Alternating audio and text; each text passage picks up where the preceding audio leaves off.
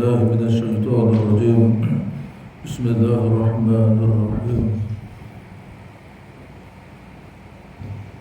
السلام عليكم ورحمة الله تعالى وبركاته. الحمد لله رب العالمين وبه نستعين، والصلاة والسلام على أشرف الأنبياء والمرسلين وعلى آله والقرابة والصحابة والتابعين لهم بإحسان إلى يوم الدين. وقال رب اشرح لي صدري ويسر لي أمري واحلل عقدة من لساني يفقه قولي. سبحانك لا علم لنا إلا ما علمتنا إنك أنت العليم الحكيم. ولا حول ولا قوة إلا بالله العلي العظيم. ولا حول ولا قوة إلا بالله العلي العظيم. ولا حول ولا قوة إلا بالله العلي العظيم. بسم الله ما شاء الله لا يسوق الخير إلا الله. بسم الله ما شاء الله لا يصرف سوءا إلا الله. بسم الله ما شاء الله ما كان من نعمة فمن الله. بسم الله ما شاء الله لا حول ولا قوة إلا بالله العلي العظيم. أما بعد.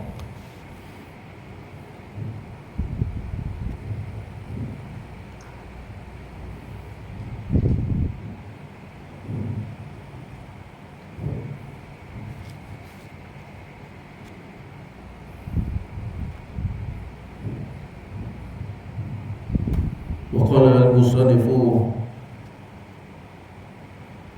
telah berkata pengarang kitab Penawar Bagi Hati Syekh Abdul Qadir bin Abdul Muttalib Al-Mandili rahimahullah ta'ala, mudah-mudahan Allah merahmati akannya wa nafa'ana bi ulumihi, dan mudah-mudahan memberi manfaat untuk kita yang belajar akan kitabnya, ilmu-ilmu yang dikarang olehnya, dan lebih-lebih lagi manfaat untuk diri kita fi daraini amin ya rabbal alamin. Mudah-mudahan Allah makbulkan. Alhamdulillah, syukur kita kepada Allah Subhanahu wa taala atas nikmat iman dan Islam, atas nikmat baki umur, atas nikmat sihat tubuh badan, atas nikmat lapang masa yang Allah kurniakan pada kita dapat kita sama-sama hadir ke rumah Allah ini untuk solat fardu maghrib secara berjemaah, dan sementara menunggu masuknya solat fardu isya yang insya-Allah kita akan kerjakan secara berjemaah. Mudah-mudahan dengan amal kita yang sedikit ini dinilai di sisi Allah Subhanahu wa taala sebagai amal yang soleh, amal yang memasukkan kita ke dalam syurga-Nya dan dijauhkan kita daripada azab api neraka. Amin ya rabbal alamin. Jadi kita isi waktu yang amat terhad ini dengan satu ilmu daripada ilmu fardu ain, iaitu ilmu tasawuf, ilmu yang membincangkan tentang perihal hati ataupun qalbi ataupun qalbu, yang kita sebut salah satu daripada ilmu yang wajib kita belajar berkenaan dengan hati itu, bagaimana menyucikan hati itu, membersihkan hati itu daripada sifat-sifat yang keji ataupun sifat-sifat mazmumah, dan memasukkan sifat-sifat yang terpuji ataupun sifat-sifat mahmudah ke dalam hati. Mudah-mudahan dengan segala usaha kita untuk membersihkan hati ini akan dinilai di sisi Allah sebagai amal, ataupun kesungguhan kita, ikhtiar kita untuk bersihkan hati ini dinilai di sisi Allah Subhanahu wa ta'ala sebagai satu usaha yang amat bernilai di sisi Allah, dan juga manfaat untuk kita di akhirat kelak. Jadi tanpa hati yang bersih ini, walau amal sehebat mana sekalipun, tetap akan ditolak oleh Allah selagi mana ada penyakit hati yang bersarang di dalam hati kita. Selagi itu amal kita tidak dikira sebagai amal yang soleh. Bila sebut amal yang soleh, bukan sekadar tauhid yang mantap ataupun tauhidnya bertepatan dengan akidah Ahlussunnah wal Jamaah, bukan sekadar amalnya yang zahir yang kita belajar daripada ilmu fiqh tu, amal zahir, solat, puasa, haji dan sebagainya yang kita belajar itu, yang kita amal itu bukan sekadar cantik dari segi amal yang zahir, bukan sekadar cantik dari segi tauhid kita, bahkan segala amal kita yang zahir dan tauhid kita dihiasi ataupun dibaluti ataupun dicantikkan dengan amal yang soleh, iaitu amal yang suci daripada penyakit-penyakit hati, ujub riak, ujub sum'ah, takabur dan lain-lain. Jadi mudah-mudahan dengan kesungguhan kita untuk membersihkan hati ini dinilai oleh Allah Subhanahu Wa Taala. Walaupun kita sekadar ikhtiar sahaja, bahkan Allah yang menyucikan hati kita. Kita sekadar belajar seperti mana Allah perintah, dan kita taat sekali perintah Allah, belajar dan cuba bersungguh-sungguh untuk bersihkan hati. Mudah-mudahan Allah membersihkan hati kita. Baik, kita sampai pada muka surat 53. Kita sampai pada intipati pelajaran ilmu tasawuf, iaitu berkaitan dengan qalbu, ataupun disebut di sini kitab yang kedua pada menyatakan qalbu, artinya jantung. Sebelum ni kita dah belajar 7. Pengarang kitab mendatangkan, dia tak datangkan terus hati, bicara tentang ataupun bahas tentang hati, dia datangkan 7 anggota dulu. Sebab 7 anggota ni adalah 7 anggota masuknya dosa-dosa yang mengotorkan akan hati. Sekiranya tidak kita jaga, dan bahkan besok dia akan tuntut di akhirat, dia menjadi saksi di akhirat. Segala 7 anggota, 2 mata, lidah kita, 2 telinga, 2 kaki, 2 tangan, dan perut kita, kemaluan kita, semua akan tuntut menjadi saksi di akhirat segala apa perbuatan kita. Seperti mana Allah sebut dalam Al-Quran, al-yawma nakhtimu ala afwahihim, pada hari ini dikunci segala mulut-mulut mereka. Wa tukallimuna aydihim, dan berkatalah kedua tangan. Wa tashhadu arjuluhum, dan menjadi saksi kedua kaki, bima kanu yaksibun, akan apa-apa yang telah mereka kerjakan. Tidak ada satu pun amal yang kita lakukan, walaupun sebesar kuman sekalipun, sebesar zarah sekalipun, akan dinilai di sisi Allah Subhanahu Wa Taala. Sekiranya amal itu amal yang soleh, walau sebesar zarah sekalipun, kan, Allah pasti akan balas dengan sebaik-baik balasan. Dan sekiranya kita buat amal yang jahat, yang maksiat, walaupun sebesar zarah sekalipun, tidak akan terkecuali daripada penglihatan Allah, tidak terkecuali daripada dicatat oleh malaikat kiraman katibin, tidak terkecuali. Bahkan di dalam Al-Quran Allah ada sebut, ada seseorang yang dibacakan, dia membaca kitab amalnya sendiri. Dia akhirat besok kita akan baca sendiri kitab catatan amal kita. Bila dia baca, dia pun kata, adakah benda yang sekecil-kecil ni pun ditulis? Kita tak sangka bahawa benda kecil itu pun Allah tulis. Sedangkan sebesar kuman sekalipun, walau amal sebesar kuman sekalipun, sebesar zarah sekalipun, pasti Allah akan nilai. Jadi tak rugi kita buat kebaikan walaupun sebab kecil pada pandangan kita, tapi besar pada nilaian Allah Subhanahu Wa Taala. Jadi kitab yang kedua pada menyatakan qalbu, artinya jantung. Jadi benda yang selalu menjadi salah faham kita, bila kita sebut pasal qalbu, kita terjemah kepada hati, padahal terjemahan tu tidak tepat, tuan. Sebab tu dia terjemah di sini qalbu, artinya jantung. Dia sebut qalbu tu bukan hati. Dalam bahasa Arab, apabila kita sebut qalbu tu maksud jantung. Kalau dalam bahasa Inggeris pun disebut heart, jantung.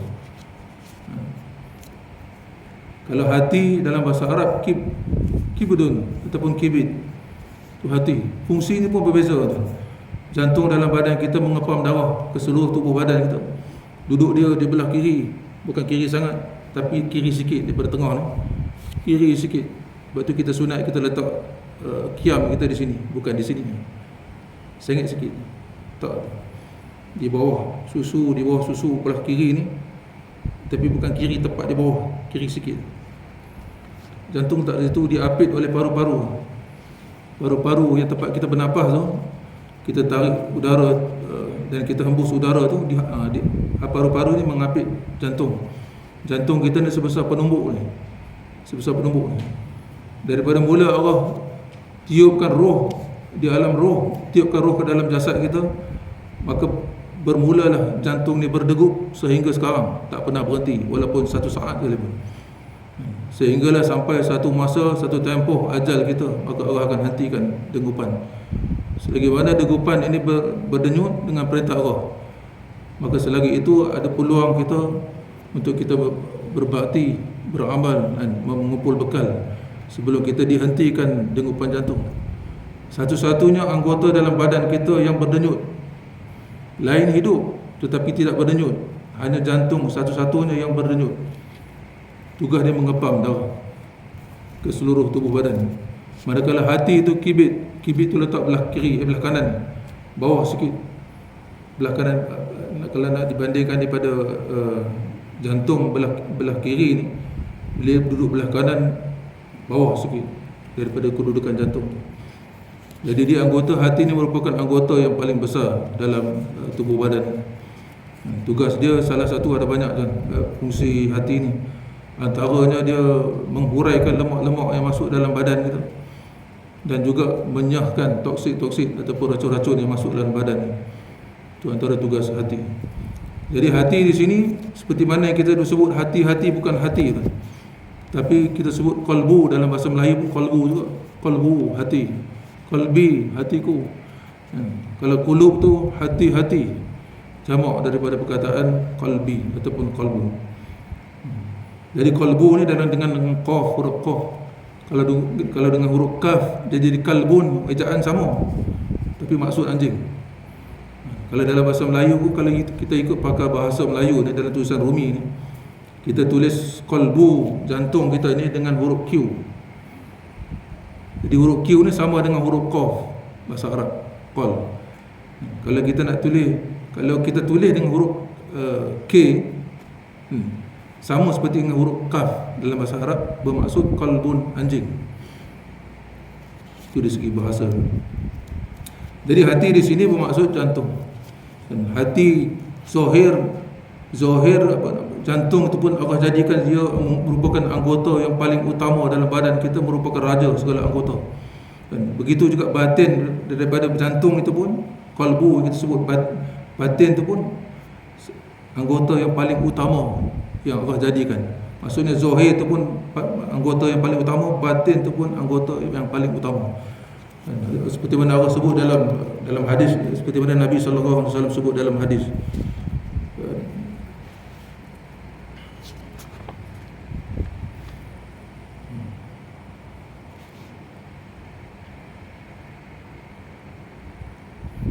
Dalam hadis riwayat Imam Bukhari rahimahullah taala dan Imam Muslim rahimahullah taala, kata Nabi sallallahu alaihi wasallam, ala wa inna fil jasadi mudghah idza salahat jasadu kulluhu wa idza fasadat jasadu kulluhu ala wa hiya qalbu. Kata Nabi sallallahu alaihi wasallam, ketahui ala wa innal fil jasadi mudghatan, dan sesungguhnya pada diri kamu, pada jasad kamu, tubuh badan kamu tu ada satu ketulan darah, mudghah. Iza salahat jasadu kulluhu, apabila elok ketulan daging ni, apabila sihat ketulan daging ni, maka eloklah ataupun sihatlah segala tubuh badan. Anggota-anggota lain pun turut sihat. Kalau jantung kita ni sihat. Wa iza fasadat, dan jika rosak dia ataupun tak sihat dia, berpenyakit ketulan daging, fasadal jasadu kulluhu, maka rosaklah ataupun sakitlah, tak sihatlah segala anggota tubuh yang lain. Ala, ketahuilah, kata Nabi, wahya qalbu, yang demikian itu adalah qalbu ataupun jantung. Maksud di sini qalbu, jantung yang zahir. Penting, dia merupakan raja ataupun anggota yang paling utama dalam badan kita. Silap sikit, berpenyakit sikit, ada masalah sikit pada jantung, mengakibatkan anggota lain pun turut sama berpenyakit. Sekarang masalah jantung macam-macam, jantung berlubang, macam-macam penyakit jantung kalau ada masalah, dan dia mengakibatkan penyakit badan-badan anggota-anggota lain pun turut sama sakit. Itu zahir pun penting dalam tubuh badan kita, merupakan anggota ataupun enjin yang paling utama dalam badan. Di segi batin pula, Nabi sebut dalam hadis riwayat Imam Muslim rahimahullah taala daripada Abu Hurairah radhiyallahu anhu, kata Nabi sallallahu alaihi wasallam, inna Allah la yanzuru ila suwarikum wa amwalikum walakin yanzuru ila qulubikum wa a'malikum. Kata Nabi SAW, inna Allah, sesungguhnya Allah subhanahu wa ta'ala, la yanzuru ila suwarikum. Allah tak memandang, Allah tak tengok, Allah tak menilai ila suwarikum, akan rupa parah kamu, rupa zahir kamu Allah tak pandang. Kamu handsome ke, kamu tak handsome ke, kamu cantik ke ataupun tidak cantik, bodoh ke, sehingga Allah tak nilai di situ. Wa amwalikum, dan Allah tak nilai juga harta benda kamu, banyak mana sekalipun harta benda kamu, kamu kaya ke ataupun kamu miskin, kamu ada pangkat ke tak ada pangkat, pangkat tinggi ke pangkat rendah, ataupun tak ada pangkat ke, ataupun orang yang dipandang lekeh dan tak ada fungsi dalam masyarakat sekalipun, kita pandang hina sekalipun, Allah tak pandang di situ. Allah tak pandang rupa dan harta benda yang kita ada. Walakin, akan tetapi, yang zuruh, Allah subhanahu wa ta'ala memandang, menilai, melihat ila qulubikum, kepada hati-hati kamu. Qulub ni jamak daripada qalbi, hati-hati. Allah memandang kepada, bukan hati, qalbu ataupun qalbi kamu. Wa a'malikum, dan barulah Allah pandang kepada amal. Allah tak pandang pada zahir perbuatan kita, walaupun amal kita cantik, hebat sekali mana, banyak sekalipun, tetapi Allah menilai, yang pertama sekali Allah nilai pada qulub kamu, pada qalbi. Sekiranya qalbu ataupun qalbi kamu itu beramal ikhlas semata-mata kerana Allah subhanahu wa ta'ala, bersih daripada segala penyakit-penyakit hati, tidak ada kerana yang lain, kerana manusia ke, kerana melainkan ikhlas, bersih kerana Allah subhanahu wa ta'ala, baru Allah nilai akan wa amalakum, barulah Allah datang nilaian pada amal-amal kamu. Jadi zahir pun penting, anggota tu penting, jantung, dan jantung yang batin tu pun penting di sisi Allah, merupakan anggota yang paling utama di sisi Allah subhanahu wa ta'ala, ia merupakan tempat nilaian. Akan tetapi walaupun jantung yang zahir itu penting sekalipun, tapi apabila kita mati, apabila Allah hentikan dengupan jantung kita, maka tak bernilai lah jantung itu. Jadi yang kekal tinggal bernilai sehingga hari kiamat, sehingga kita masuk surga, qalbu yang batin. Sebab itu tempat nilaian Allah subhanahu wa ta'ala.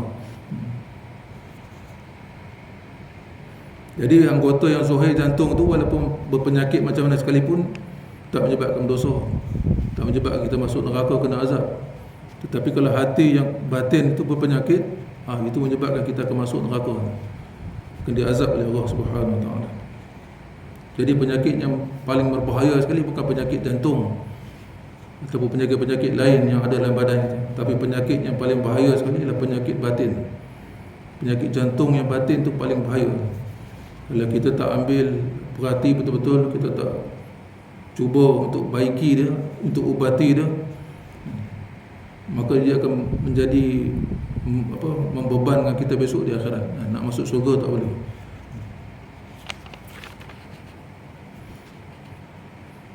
Jadi perkara berkaitan dengan hati ni juga, ataupun kita sebut qalbi, kita gunalah perkataan qalbi. Kalau hati itu lebih fungsi dia lain. Jadi kita sebut dalam bahasa Melayu pun kita sebut qalbi juga, ataupun qalbu, kata pinjaman daripada bahasa Arab. Jadi qalbi ini seperti mana yang kita faham, seperti mana yang disebut oleh saintis barat, kita berfikir menggunakan akal kita, bukan otak kita. Tapi sebenarnya Allah sebut dalam Al-Quran beza, bercanggah, seperti mana yang disebut oleh saintis barat. Kita berfikir sebenarnya bukan dengan otak kita ni, brain orang putih panggil. Kita berfikir dengan qalbi kita. Sebab kata Imam Ghazali rahimahullah ta'ala, Imam Ghazali kata qalbu ni sama ada roh ataupun akal ataupun nafsu kita, benda yang sama. Qalbu ni merupakan tempat zat, tempat letaknya roh, di situ pun Allah letak, di situ pun akal Allah letak, di situ nafsu kita yang 7 tu pun Allah letak di situ. Dalil yang aku sebut dalam Al-Quran, surah Al-Hajj ayat 46, firman Allah subhanahu wa ta'ala, a'udzubillahi minasyaitonir rajim, afalam yasiru fil ardi fatakuna lahum qulubun ya'qiluna biha aw adhanun yasma'una biha fa innaha la ta'mal absar walakin ta'mal qulubul lati fi sudur.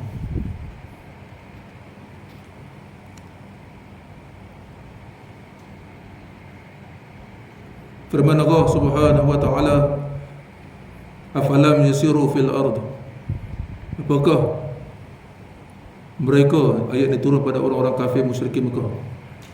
Lafaz turun Al-Quran ni lafaz walaupun turun khusus tapi lafaz umum, bukan tuju pada orang kafir. Semua orang manusia ni akan tuju pada manusia. Adakah mereka yang kufur, yang kafir di sini tak termasuk, bukan orang kafir yang tak, orang kafir tu yang bukan Islam tu memang tempat dia dalam neraka, confirm masuk neraka. Selagi mana dia tidak mengucapkan dua kalimah syahadah, selagi itu confirm tempat dalam neraka. Jadi orang-orang Islam pun termasuk juga dalam kalimah kufur, engkar kepada Allah, termasuk dalam kalimah kafir. Jangan ingat kita Islam kita boleh selamat. Kalau kita tak jaga sungguh-sungguh iman kita ni boleh tercabut daripada dada kita bila-bila masa. Jadi ayat-ayat yang Allah turunkan khusus buat orang-orang yang Islam, yang kalau kita mengaku kita beriman kepada Allah Subhanahu wa ta'ala, pastikan apa yang Allah larang tu kita tolak jauh-jauh. Jadi Allah tanya sini, afalam yasiru fil ardi, apakah kamu duk jalan-jalan di atas muka bumi ini, mengembara pergi melancong dan sebagainya, apakah kamu duk berjalan di atas muka bumi ini, fatakuna lahum qulubun ya'qiluna biha. Jadi tujuan Allah jadikan kita boleh berjalan mengembara ke sana sini itu bukan nak bersuka-suka, bukan nak berseronok-seronok, tapi fatakuna lahum qulubun ya'qiluna biha. Apakah manfaat daripada kamu berjalan mengembara melancong tu? Apakah manfaat yang kamu dapat ataupun faedah yang kamu dapat? Bagi mereka itu lahum qulubun ya'qiluna biha, bagi mereka yang qalbu mereka itu boleh berfikir ya'qiluna biha. Ini dalil kat sini tu. Maksudnya kita berfikir ni qulubun yaqilu, qalbu kita ni berfikir. Ni dalil Allah sebut dalam Quran bahawa kita berfikir bukan dengan otak kita, tapi dengan hati ataupun qalbi kita. Jadi qalbu ni semua perhiasan ataupun pakaian yang batin tu yang Allah letak di situ. Semua ada roh kita di situ, akal kita pun di situ, nafsu kita pun di situ. Jadi faedah yang, adakah kita ambil faedah daripada kita untuk mengembara, berjalan, melancong ni? Apakah kita ambil faedah guna kalbu kita ni untuk berfikir dan ambil pelajaran, pengajaran, nasihat-nasihat ataupun iktibar yang kita boleh ambil sepanjang perjalanan kita. Kita tengok kekuasaan Allah, dalil kekuasaan wujudnya Allah. Kita tengok hutan yang hijau, pokok-pokok yang besar, yang kecil, gunung gadang, sungai dan sebagainya. Kita tengok, apakah kita melihat sekadar tengok, nampak sungai, nampak gunung gadang cantik ataupun sekadar itu saja, ataupun kita nampak tu dengan melihat bahawa Allah Maha Kuasa menjadikan. Apakah kita melihat dengan pandangan makrifah kepada Allah, ataupun kita melihat pada pandangan sekadar cantik mata? Aw azanun yasma'una biha, ataupun kamu ada kedua telinga tapi kamu tak mendengar dengan dia. Daripada pendengaran ataupun apa benda yang kamu dengar di telinga kamu tu, kamu tak ambil iktibar, tak ambil jadikan nasihat, panduan. Wa innaha la ta'mal absar, maka sesungguhnya la ta'mal absar, bukan mata kamu yang zahir tu yang buta, walakin ta'mal qulub, akan tetapi yang buta tu qalbu kamu tu, qalbi kamu tu yang buta, allati fis sudur, iaitu qalbi ataupun qalbu yang ada dalam dada kamu, yang batin. Bukan mata kita, itu orang kata walaupun kita boleh melihat tapi kita tak tahu, tapi ada benda yang kita tidak nampak. Berapa banyak orang yang tak boleh melihat dengan mata zahir dia, tetapi dia boleh melihat dengan pandangan qalbi lebih jelas daripada pandangan mata. Ada kata Allah butakan mata kita, kita boleh melihat dengan sejelas-jelasnya. Kerana kata ulama, pandangan yang lebih jelas daripada mata zahir ni Bila pandangan qalbi kita, pandangan musyahadah itu lebih jelas daripada pandangan mata kasar. Sebab banyak benda yang sepatutnya kita nampak tapi kita tak nampak. Pengajaran-pengajaran di sebalik apa yang kita lihat di segi zahir mata kita melihat, tapi kita tak boleh ambil pelajaran. Ini dikatakan buta. Dikatakan buta. Selalu bila ada kematian, kita hantar, kita uruskan jenazah, lepas tu kita hantar dia sampai kubur, sampai masuk liang kubur, kita tengok dengan mata kepala kita, tapi kita tak ambil pelajaran antara ini. Seperti mana kita sebelum kita hantar jenazah masuk kubur tu, kita balik daripada tu pun takut sekejap je, rasa insaf sekejap je, lepas tu kembali seperti mana biasa. Kita yang malas ataupun kita yang jarang-jarang datang sembahyang berjemaah ni pun macam tu juga. Allah perintah kita untuk belajar ilmu, tuntut ilmu fardu ain, tapi kita pandang sebelah mata. Sedangkan fardu ain tu tuntutan untuk kita belajar, bukan manfaat untuk Allah, bukan kembali manfaat atau faedah kepada Allah, bahkan kembali faedah tu manfaat untuk diri kita. Untuk di dunia pun dah ada manfaat dan faedah, apatah lagi di akhirat. Sebab segala nikmat yang Allah jadikan sama ada di dunia dan lebih-lebih lagi di akhirat dalam surga, semuanya kembali kepada kita. Allah tak jadikan untuk diri dia. Kita yang perlukan benda tu. Kita yang berhajat kepada keampunan Allah, kepada redha Allah.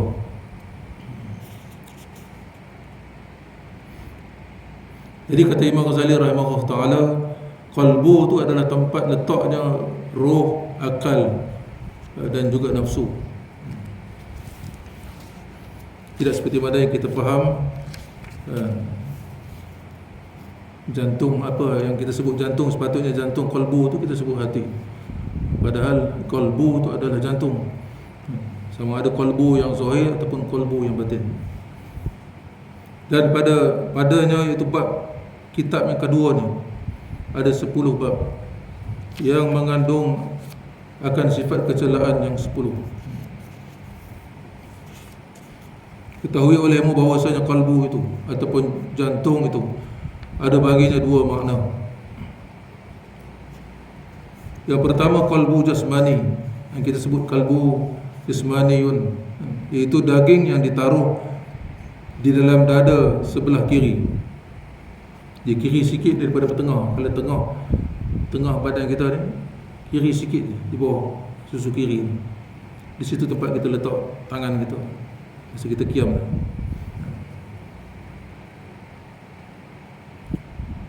Yang menyerupakan ia akan jantung pisang, seperti mana jantung pisang, lebih kurang jantung pisang. Tapi jantung pisang kita boleh makan, buat masak lemak. Tapi jantung yang ada dalam badan kita tak boleh makan. Dan iaitu daging yang tertentu di dalamnya ada lubang, dan di dalam lubang itu ada darah yang hitam. Jadi fungsi, kalau darah yang kotor yang mengalir masuk ke dalam jantung tu, darah kotor, maka darah kotor juga dia akan hantar balik ke tempat-tempat lain. Sekiranya darah itu bersih masuk ke jantung, maka darah bersih lah dia akan hantar ke anggota-anggota lain. Kalau selalu darah-darah kotor, darah-darah berpenyakit ni masuk ke jantung, lama-lama berpenyakitlah jantung. Maka kita perlu jaga tuan. Jadi yang pertama qalbu jasmani, qalbu ataupun jantung yang zahir tu. Dan seperti mana yang kita faham, jantung yang berdegup, tak pernah berhenti berdegup daripada mula kita ditiupkan roh sehinggalah sekarang masih berdegup.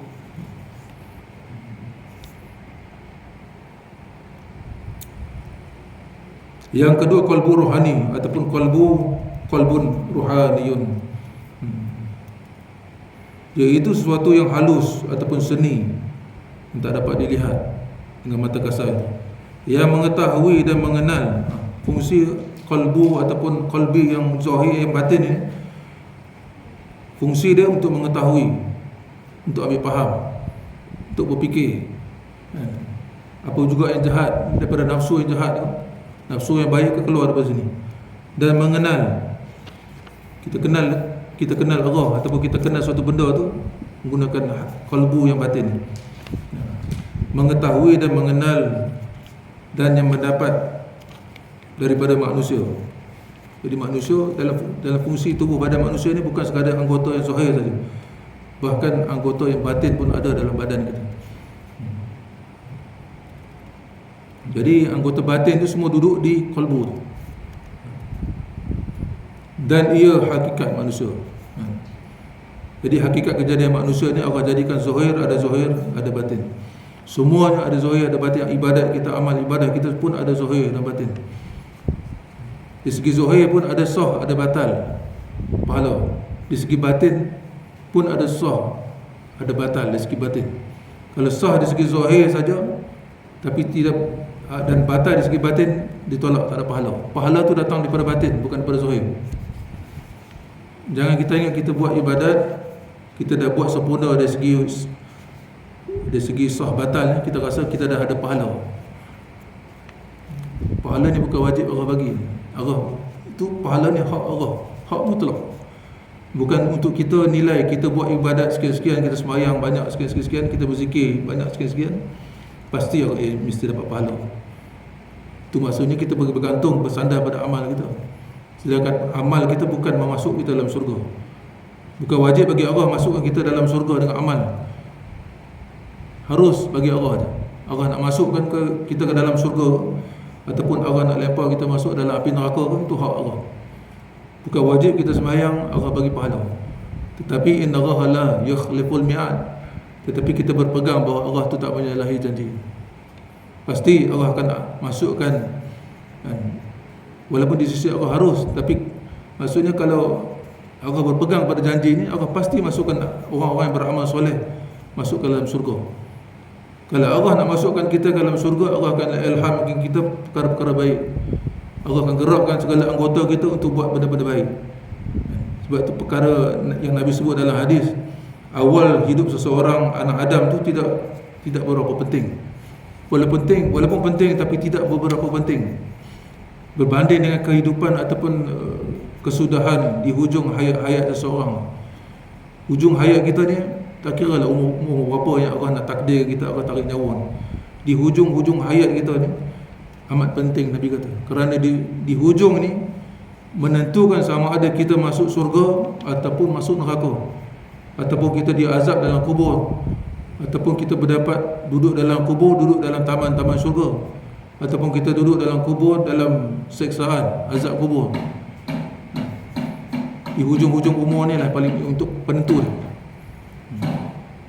Sebab tu kalau kita patut rasa bimbang, tuan-tuan, kalau Allah ilham kita dalam hati kita buat benda-benda jahat, ataupun Allah ilham kita buat kebaikan tapi kita tak buat kebaikan. Allah ilham kita untuk sembahyang, Allah ilham kita untuk datang belajar ilmu, Allah ilham kita untuk bersedekah dan lain-lain, sembahyang berjemaah dan lain-lain, buat kebaikan, tapi kita menyalahi ilham. Kita buat benda-benda yang menyalahi. Amat malang tuan-tuan kalau kita buat dalam keadaan berterusan amal-amal yang maksiat dan tak ada pahala, sia-sia. Yang kita khuatiri dalam keadaan kita buat maksiat, dosa tu, dalam keadaan tu Allah tarik nyawa kita. Wallahualam. Jadi kita patut rasa takut dan bimbang kalau Allah tak ilhamkan perkara-perkara baik kepada kita. Kalau Allah ilhamkan perkara-perkara baik, kebaikan pada kita, pasti Allah akan gerakkan anggota kita dan jiwa kita untuk buat perkara kebaikan, untuk buat ibadat. Azan.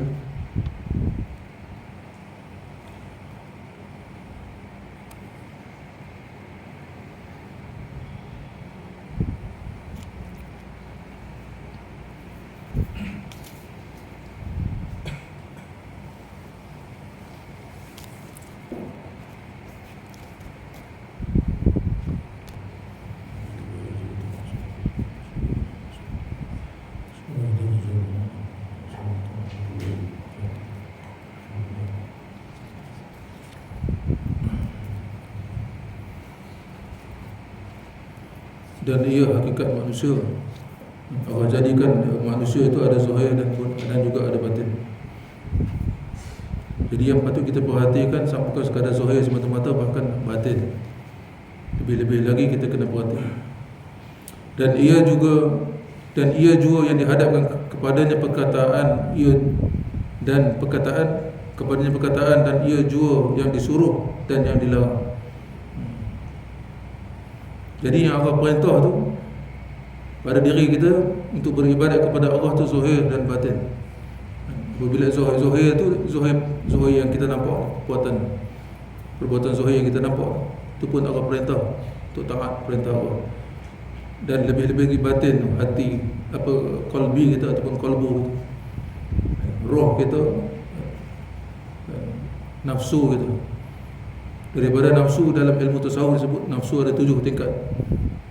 Nafsu yang bersarang dalam diri kita, selagi mana kita buat jahat tu, sama ada kita duduk di dalam kategori nafsu yang paling jahat, nafsu amarah, nafsu yang paling jahat sekali. Nafsu ni tak ada kerja lain, suruh buat jahat. Kalau kita masih dalam kategori buat jahat, sentiasa buat jahat, nak buat baik susah sangat. Nak makan nasihat pun susah, nak buat amal pun susah, sentiasa buat jahat kan. Maksudnya kita duduk dalam kategori nafsu amarah. Kita kena belajar kan, daripada guru yang mursyid untuk menaikkan kita, keluarkan kita daripada kategori nafsu amarah, naik kepada nafsu lawamah. Nafsu lawamah ni walaupun dia tak 100% buat jahat lagi, tapi dia masih ada lagi. Dia masih ada buat jahat. Dia buat jahat. Lepas tu bila lepas buat jahat dia menyesal. Lawamah. Mulhimah sama juga, masih ada buat jahat walaupun sikit. Tapi kebanyakan masih banyak buat jahat lagi, sikit tu kurang sangat. Jadi dua kategori yang bawah ni, lawamah, mulhamah dengan amarah terutama ni. Selagi mana kita duduk dalam 3 nafsu yang paling bawah ni, selagi itu kita bukan duduk dalam zon selamat. Kata apa, peluang untuk kita diazab oleh Allah sama ada dalam kubur ataupun di akhirat cerah. Selagi mana kita duduk dalam 3 kategori ni, kita kena belajar usaha mujahadah dan latih diri kita untuk kita keluar daripada kategori 3, duduk sekurang-kurangnya nafsu mutmainnah. Dalam Quran Allah sebut surah Al-Fajr di hujung, ya ayyatuhan nafsul mutmainnah. Baru di situ Allah seru nafsu mutmainnah, nafsu yang tenang. Maksudnya dia tak buat dosa, dia dalam keadaan dia sentiasa buat kebaikan. Nafsu, kalau dia nak buat kejahatan tu ada kata penghalang dia, maksud dia tak boleh buat. Ada yang kata apa, yang menjadi penangkis pada jiwa dia untuk dia buat kejahatan. Walaupun dia nak tergerak hati nak buat, tapi dia ditangkis oleh nafsu mutmainnah. Maksud dia dalam keadaan tenang. Baru Allah seru kita, kalau kita duduk di sekurang-kurangnya di situ, baru Allah seru kita, ya ayyatuhan nafsul mutmainnah, wahai nafsu yang jiwa yang tenang, irji'i ila rabbiki radiyatan mardiyah. Kembalilah kamu kepada radiyatan mardiyah, dalam keredaan dan diredai oleh Allah Subhanahu wa taala. Pada khuli bi ibadihi, baru kita duduk dalam kalangan kategori, bila kita duduk dalam kategori nafsu mutmainnah ni, baru Allah panggil kita abdi. Baru Allah kita duduk dalam kategori hamba Allah. Pada khuli fi ibadihi, masuklah wahai hamba-Ku. Pada khuli jannati, masuklah hamba-Ku ke dalam syurga. Baru Allah seru kita masuk dalam, baru Allah nilai kita pun cop kita ni sebagai hamba dia. Selagi mana kita tak duduk di nafsu yang mutmainnah, selagi itu kita tak dikategori hamba Allah. Walaupun kita sebut kita ni hamba Allah, tapi kita tak termasuk dalam kategori itu. Disebut hamba Allah ni maksudnya taat segala perintah Allah, tinggal segala apa yang Allah tegah, apa yang Nabi tegah kita tinggal. Baru kita masuk dalam kategori hamba Allah yang 100% taat, keyakinan 100% hanya kepada Allah, tidak goyang walaupun sikit. Jadi di dalam hati kita ni, tempat ataupun kalbu kita ni, kita sebut kalbu. Kalau hati ni anggota lain, disebut kalbu. Kalau hati disebut kibdun, dalam bahasa Arab kibdun. Kalau jantung kita disebut kalbu. Jadi jantung kita ni tempat letaknya roh di situ, tempat letaknya akal. Kita berfikir bukan dengan otak kita. Dalil dalam Quran kita sebut, baca surah Al-Hajj ayat 46. Selama ni kita duk pakai teori saintis barat. Saintis di barat kata kita berfikir dengan otak kita, ada otak kecilnya, ada otak besar. Salah lah. menyalahi ayat Quran. Kalau kita belajar dalam kita baca dalam Quran, jelas-jelas Allah sebut itu kita berfikir dengan akal, dengan apa nama, kita berfikir dengan qalbu itu.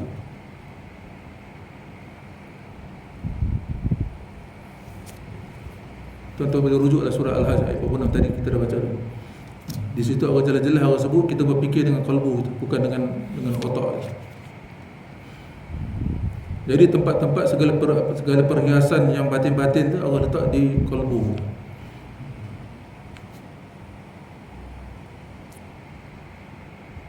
Dan ada baginda sangkut paut dengan qalbu jasmani. Qalbu yang batin tu ada sangkut paut dengan jasmani, dengan zahir tu. Sebab qalbu di situlah tempatnya. Tempat letaknya yang qalbu yang batin, cuma kita tak nampak lah. Tapi di situ merupakan tempat atau bekas lah.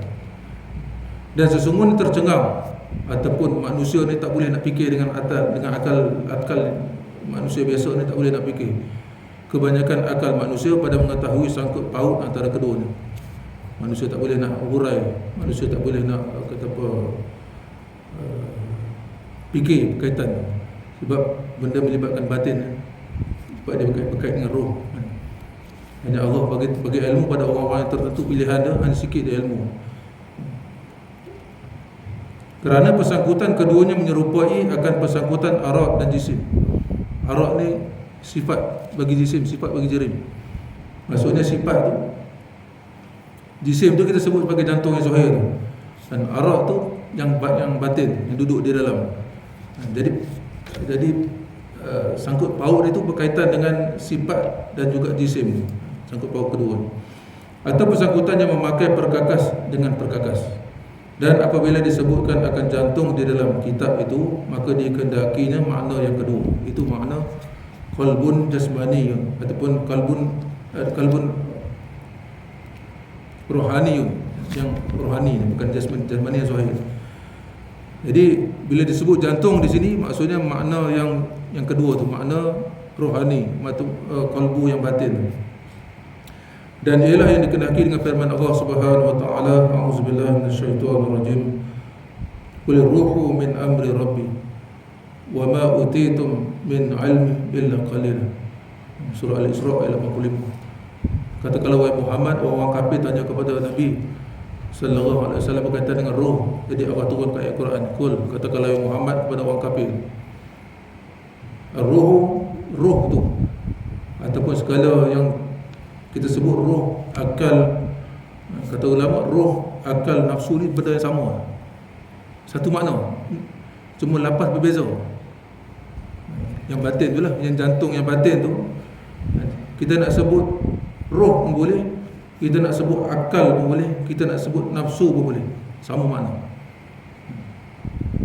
Jadi tempat ketiga-tiga nama ni benda yang sama, Allah letak di dalam qalbu yang batin. Jadi termasuk dalam ayat ni, katakanlah Muhammad kepada orang bertanya tentang masalah roh ni, min amri rabbi, sesungguhnya masalah roh, akal, nafsu dan juga qalbu ni adalah urusan Tuhan.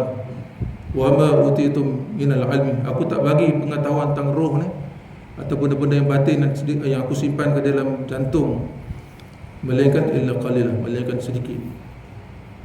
Kata Ibnu Abbas radhiyallahu anhu, yang kesedikit tu adalah aku. Kata Ibnu Abbas dalam kata-kata, dia kata benda yang sedikit yang Allah sebut dalam Quran, sama ada apa-apa juga dalam Quran berkaitan Ashabul Kahfi ke, sikit-sikit tu yang tahu tu, itu akulah. Sebab tu disebabkan berkat doa Nabi, wa mafaqihu fid din wa alim ta'wil. Nabi doakan Sayyidina Ibnu Abbas ni faqih agama, faham agama dengan alim dalam ta'wil, ilmu ta'wil. Al-Quran kita biasa baca dengan terjemah.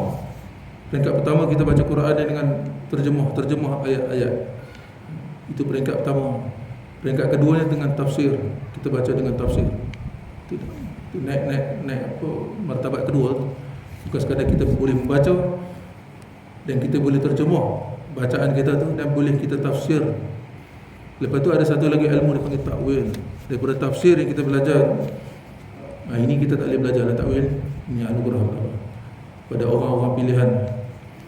Sebab tu kalau ulama-ulama ni dia ada ilmu, dia panggil, kadang-kadang apa yang dicakap tu tak ada dalam kitab, tak ada dalam hadis pun, melalui ilham. Itu ilmu takwil. Sekian.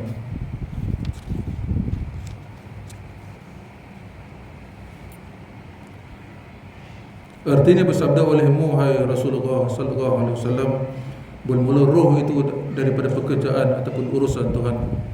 Al-Isra ayat 85. Pendek katanya, qalbu, roh dan nafsu itu ketiga-tiganya satu makna yang sama.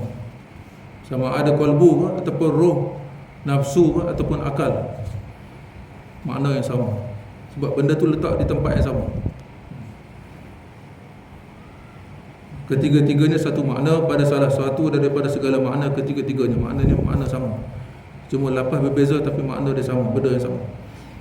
Berkatakan dia oleh Hujjatul Islam Al-Imam Al-Ghazali rahimahullah ta'ala dalam kitabnya Ihya Ulumuddin.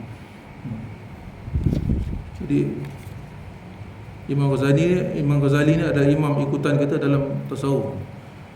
Bila sebut i'tiqad Ahlussunnah wal Jamaah tu, kalau fiqh hanya mazhab imam yang empat, Imam Hanafi, Imam Malik, Imam Syafi'i, Imam Hanbali.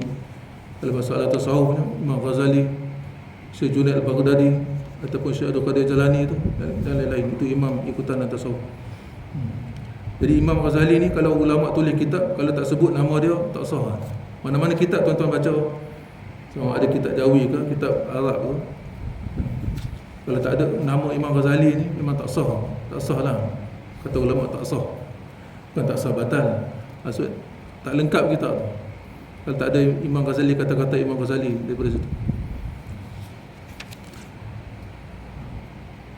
Kemudian lazimkan olehmu akan memelihara jantung kau. Wallahu a'lam.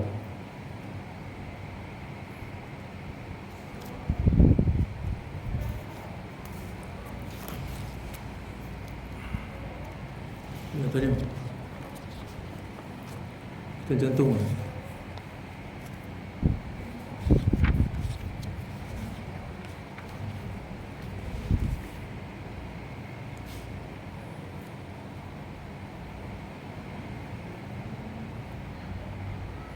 Kesimpulan yang boleh kita buat sebelum kita tutup masalah qalbi ni, kita tak boleh sebut hati tu. Yang pertama tu, kita biasa sebut hati tu benda lain. Dalam badan kita hati kibdun, dalam bahasa Arab kibdun duduk belah kanan, fungsi pun lain. Kalau sebut qalbu tu kita terjemah hati, salah terjemah. Disebut dalam Quran kan, kita baca bahasa Arab kan, dia disebut qalbi ataupun qalbu tu hati tu. Kan bukan hati, jantung. Jadi kita terjemah tu salah. Hati tu kibdun, duduk belah kanan ni, belah kanan bawah. Kalau qalbu tu dia duduk belah kiri sikit daripada tengah ni, dia sikit dia duduk sini. Sunat kita letak tangan kita kiam. Bukan betul-betul di bawah susu kita ni, susu kiri ni, sikit kiri. Kita letak tu, boleh rasa ada degup jantung tu. Letak situ kiam, sunat kita letak. Jangan sampai macam ni. Ada sini kan, tak sini.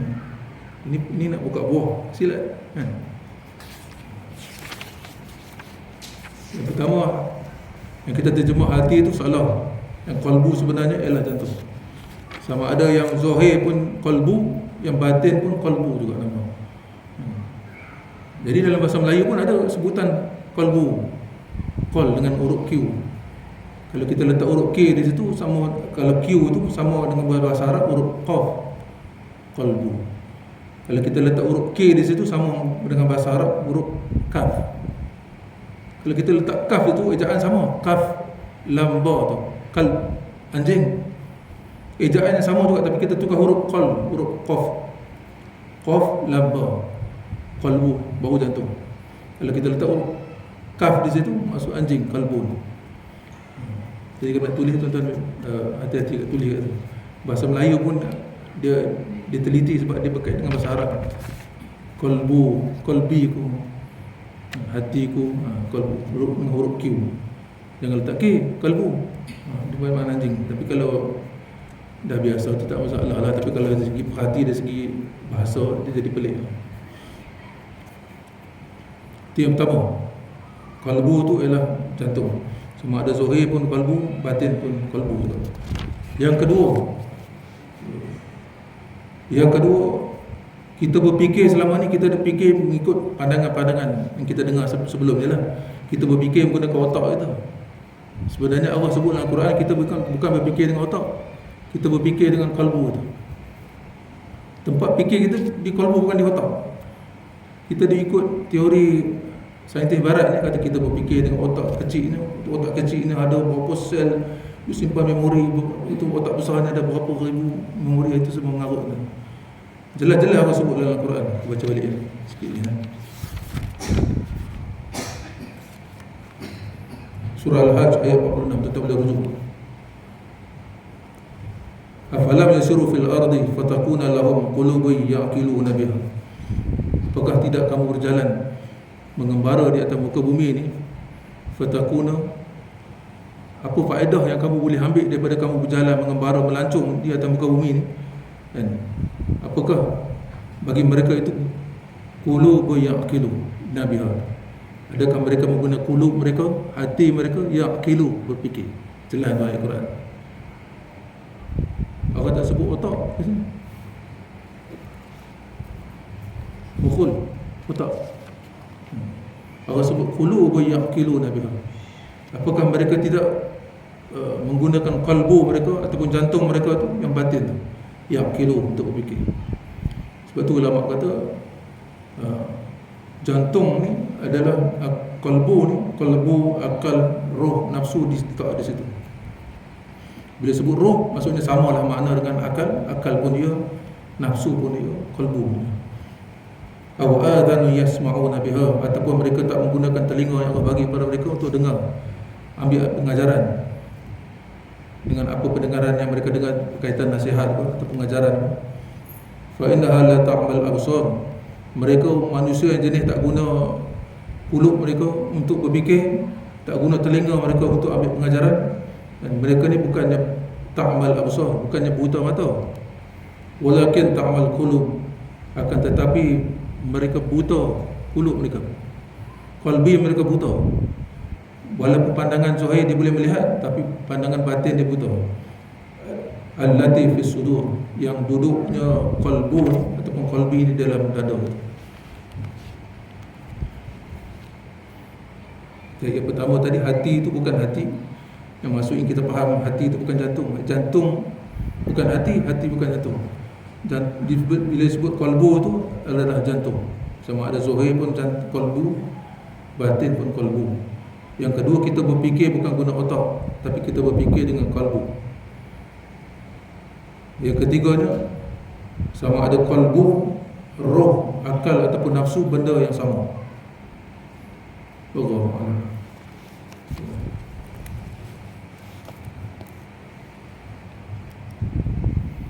Macam mana?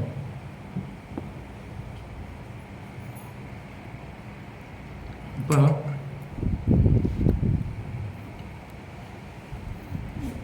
Pada malam ni kita ubah kita punya fikiran. Jangan sebut hati. Saya elok-eloknya kalau dulu masa saya belajar Datuk Guru kata jangan sebut hati, terjemah qalbu. Bahasa Melayu kita pun qalbu juga, pinjaman daripada bahasa Arab. Dia sebut qalbu ataupun qalbun ataupun qalbi, hati. Kalau qulub, hati-hati, maksudnya banyak hati lah. Kalau kalbun dengan kaf, anjing. Kalbun ke kalbi, anjing. Jadi kita nak sebut qalbu ni dengan huruf qaf, ataupun bahasa kita huruf Q, baru betul. Betul kita berfikir dengan menggunakan nasi fikiran kat sini, jangan tuan di sini lah, di sini. Fikiran saya pada fikiran saya, tentu sepatutnya lah, tapi kita dah biasa kat sini kan. Allahu a'lam. A'udzubillahi minasyaitonir rajim. Bismillahirrahmanirrahim. Alhamdulillah rabbil alamin, wassalatu wassalamu ala asyrafil anbiya'i wal mursalin wa ala alihi wa sahbihi ajma'in. Allahumma shalli ala sayyidina Muhammad wa ala alihi sayyidina Muhammad. Allahumma ihfazna bil Islam qa'iman واحفظنا بالإسلام قاعدا واحفظنا بالإسلام راكدا ولا تشمت به عدوا ولا حاسدا. اللهم ارزقنا فهم النبي وحفظ المرسلين وإلهام الملائكة المقربين وعافيته برحمتك يا أرحم الراحمين. اللهم فقهنا في الدين وعلمنا تاويل الإغراء. اللهم فقهنا في الدين وعلمنا تاويل الرحمن. اللهم فقهنا في الدين وعلمنا تاويل الرحيم برحمتك يا أرحم الراحمين. طاعة النبي صلى الله عليه وسلم أولا وآخرا ظاهرا وباطلا قولا وفعلا عملا صالحا برحمتك يا أرحم الراحمين. صلى الله على سيدنا محمد وعلى آله وصحبه وسلم. الحمد لله رب العالمين. قبل الله